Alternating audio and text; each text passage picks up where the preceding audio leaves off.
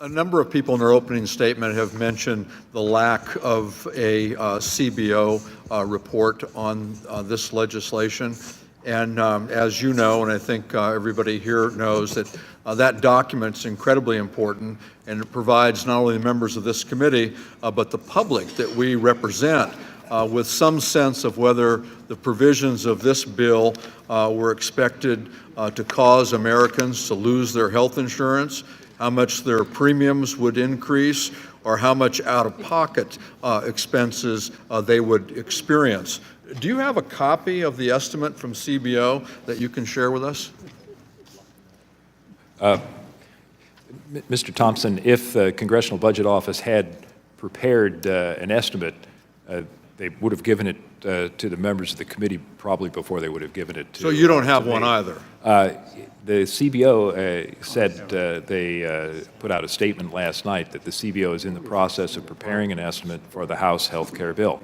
I'll add to that several of my colleagues are actively working right now with counterparts of the Congressional Budget Office on the interrelationship between the tax provisions that you're looking at today and how that affects coverage in terms of the employer market, in terms of the individual market, who would qualify, who will choose to purchase insurance, and who may choose not to purchase insurance.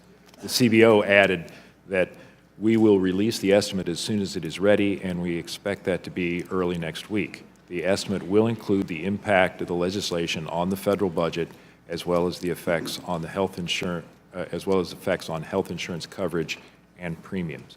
But I have no specific information on any of those points right now. Do you know if there was a CBO report on any previous drafts that the Republicans have prepared and refused to share with us?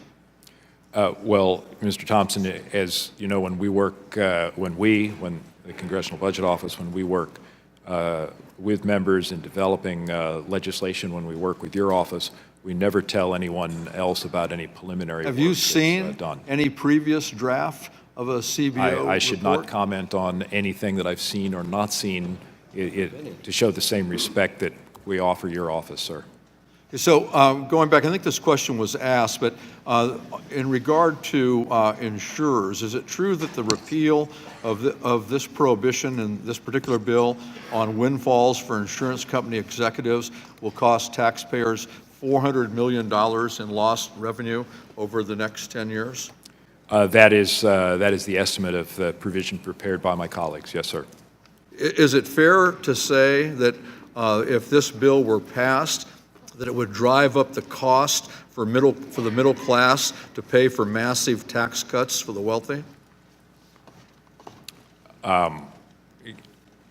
I shouldn't make any judgmental statement of. Is a $400 million is a $400 million tax cut considered a massive tax cut?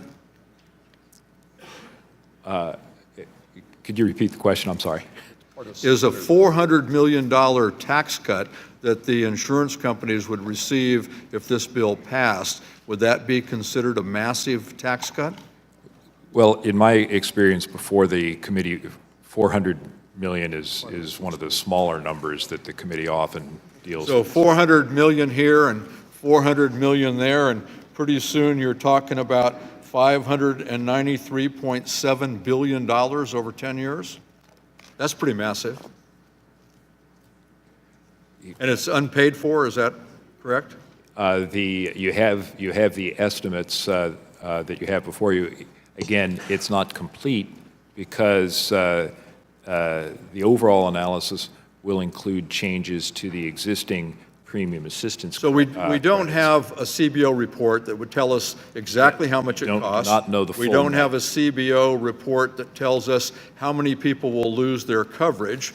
We don't have a CBO report that tells us that your numbers of $600 billion is what the American people would be charged for this bill that we only got last night. Thank you, Mr.